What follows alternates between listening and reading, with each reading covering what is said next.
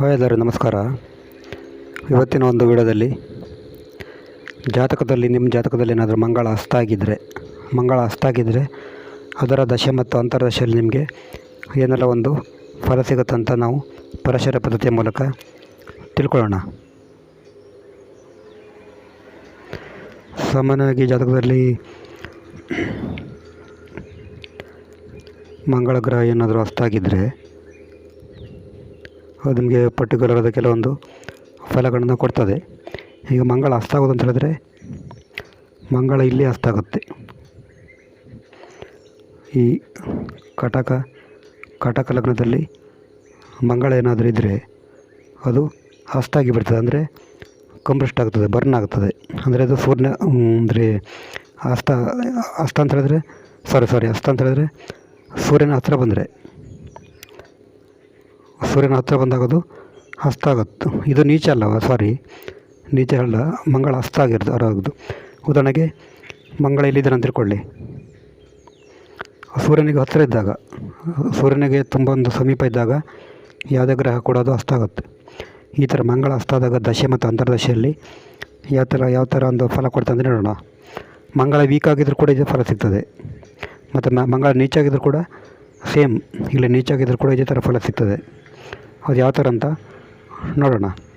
ಅವರಿಗೆ ಮಂಗಳ ಹಸ್ತ ಅಥವಾ ನೀಚಾದಾಗ ಅವರ ದಶೆಯಲ್ಲಿ ನರಗಳ ಸಮಸ್ಯೆ ಕಾಣಬೋದು. ಅವರಿಗೆ ಕೋಪ ಜಾಸ್ತಿ, ಸಿಕ್ಕಾಪಟ್ಟೆ ಕೋಪ, ಸಿಟ್ಟಿರ್ತದೆ, ನರಗಳ ನೋವಿರ್ತದೆ, ಮತ್ತು ದೇಹದಲ್ಲಿ ವೀಕ್ನೆಸ್, ದುರ್ಬಲತೆಯ ಒಂದು ಫೀಲ್ ಆಗುತ್ತೆ ಅವರಿಗೆ. ಆಮೇಲೆ ರಕ್ತ ಕಲುಷಿತ ಆಗ್ಬೋದು. ಯಾಕೆಂದರೆ ನೀವು ಕೇಳ್ಬೋದು, ರಕ್ತ ಒಂದು ಕಲುಷಿತವಾಗಿ ಅವರು ಹಾಸ್ಪಿಟ್ಲ್ ಸೇರಬೇಕಾಗಿ ಬರ್ಬೋದು. ಮತ್ತು ಖಿನ್ನತೆ ಹೆಚ್ಚಿರ್ತದೆ, ಅವರಿಗೆ ಖಿನ್ನತೆ ಹೆಚ್ಚಿರ್ತದೆ, ಅಪಘಾತ ಆಗ್ಬೋದು. ವೆಹಿಕಲ್ ಚಲಾಯಿಸುವಾಗ ತುಂಬ ಎಚ್ಚರಿಕೆ ಆಗುತ್ತೆ. ಮಂಗಳ ಹಸ್ತ ಆಗಿದ್ದಾಗ ಅವರೇನಾದರೂ ವೆಹಿಕಲ್ ಚಾಲನೆ ಮಾಡುವಾಗ ತುಂಬ ಒಂದು ಎಚ್ಚರಿಕೆಯಿಂದ ಚಲಾಯಿಸಬೇಕಿಲ್ಲ ಅಂತ ಹೇಳಿದ್ರೆ ಅವರಿಗೆ ಅಪಘಾತ ಆಗುವಂಥ ಸಾಧ್ಯತೆ ಇರ್ತದೆ. ಮತ್ತು ಕಾನೂನು ಸಮಸ್ಯೆ, ಮೊಕದ್ದಮೆ ಕೂಡ ಆಗ್ಬೋದು. ಮಂಗಳ ಹಸ್ತ ಆಗಿ 6ನೇ ಮನೆಗೆ ಏನಾದರೂ ರಿಲೇಟೆಡ್ ಇದ್ದರೆ ಅವರಿಗೆ ಕಾನೂನು ಮೊಕದ್ದಮೆ ಮತ್ತು ಕ್ಯಾನ್ಸರ್, ಈ ಥರ ಅಂತ ಒಂದು ಅನಾರೋಗ್ಯ ಸಮಸ್ಯೆ ಇರಲಿಕ್ಕೆ ಚಾನ್ಸ್ ಇರ್ತದೆ. ಅನಾರೋಗ್ಯ ಸಮಸ್ಯೆ ಹೆಚ್ಚು ಕಾಡ್ತದೆ ಈ ಟೈಮಲ್ಲಿ. ಅದರಲ್ಲೂ ಕೂಡ ನಿಶಕ್ತಿ, ಈ ಥರ ಎಲ್ಲ ಒಂದು ಡಿಸೀಸ್ ಕಾಡಲಿಕ್ಕೆ ಸಾಧ್ಯತೆ ಇರ್ತದೆ. ಮತ್ತು ರಕ್ತಹೀನತೆ ಜಾಸ್ತಿ ಆಗುತ್ತೆ ಈ ಟೈಮಲ್ಲಿ. ಮಂಗಳ ಹಸ್ತ ಆಗಿದ್ದಾಗ ಅವರ ಜಾತಕದಲ್ಲಿ ಹಸ್ತ ಆಗಿದ್ದಾಗ ರಕ್ತಹೀನತೆ ಹೆಚ್ಚಿರ್ತದೆ. ನಿಶಕ್ತಿ, ರಕ್ತಹೀನತೆ ಕಾರಣ ನಿಶ್ಚಿತ ಆಗೋದು, ಈ ಥರ ಎಲ್ಲ ಸಾಧ್ಯತೆ ಇರ್ತದೆ. ಮತ್ತು ಏನಾದರೂ ವಿವಾದ ಆಗಿ ಗಾಯ ಆಗೋದು, ಈ ಥರ ಎಲ್ಲ ಚಾನ್ಸ್ ಇರ್ತದೆ. ನಂತರ ಮೋಸಗಾರಕ್ಕೆ ಬುದ್ಧಿ ಕೂಡ ಬರ್ಬೋದು. ಇಲ್ಲಿ ಏನಾದರೂ ಮಂಗಳನ ಜೊತೆ ಏನಾದರೂ ರಾಹು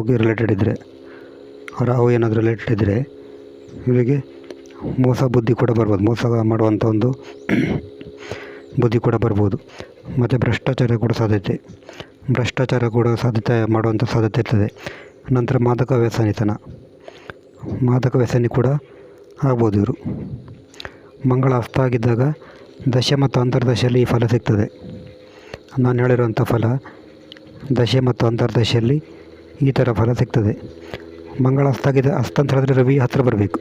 ರವಿ ಜೊತೆ ಮಂಗಳ ಇದ್ದು ತುಂಬ ಕ್ಲೋಸ್ ಆಗಿದ್ದರೆ, ಮಂಗಳ ಹಸ್ತ ಆಗಿದ್ದರೆ ಸಿ ಅಂತ ಬರೆದಿರ್ತದೆ ಜಾತಕದಲ್ಲಿ, ಕುಂಡಲಲ್ಲಿ ಸಿ ಅಥವಾ ಕಂಬಸ್ಟ್ ಅಂತ ಬರೆದಿರ್ತದೆ. ಅದು ಹಸ್ತ ಆಗಿದೆ ಅಂತ ತಿಳ್ಕೊಬೋದು ನೀವು.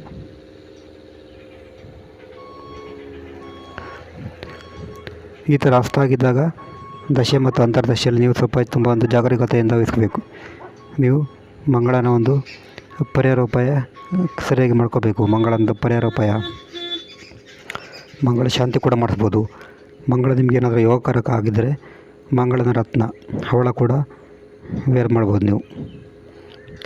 ನೀವೇನಾದರೂ ಮಂಗಳ ಹಸ್ತ ಆಗಿದ್ದು ದಶೆ ಅಂತರ್ದಶೆ ನಡೆಸಿದಾಗ ನೀವು ಸ್ವಲ್ಪ ತಜ್ಞ ಜ್ಯೋತಿಷಿಗಳ ಹತ್ರ ನೀವು ಜಾತಕ ಚೆಕ್ ಮಾಡಿ ನೀವು ಪರಿಹಾರೋಪಾಯ ಮಾಡಿಸ್ಬೇಕು.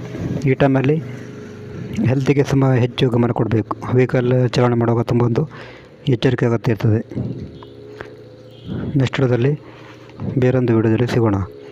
ನಿಮಗೆ ಜಾತಕ ವಿಶ್ಲೇಷಣೆ ಮಾಡಬೇಕಂದ್ರೆ ನಮ್ಮೊಂದು ವಾಟ್ಸಪ್ ಸಂಖ್ಯೆ 70 906 37 934 ಈ ನಂಬರಿಗೆ ವಾಟ್ಸಪ್ ಮಾಡಿದರೆ ನಿಮಗೆ ಜಾತಕದ ಬಗ್ಗೆ ಡೀಟೇಲ್ ಆಗಿ ತಿಳಿಸಿಕೊಡ್ತೇವೆ. ನೆಕ್ಸ್ಟ್ ಡೇದಲ್ಲಿ ಬೇರೊಂದು ವಿಡಿಯೋದಲ್ಲಿ ಸಿಗೋಣ. ನಮಸ್ಕಾರ.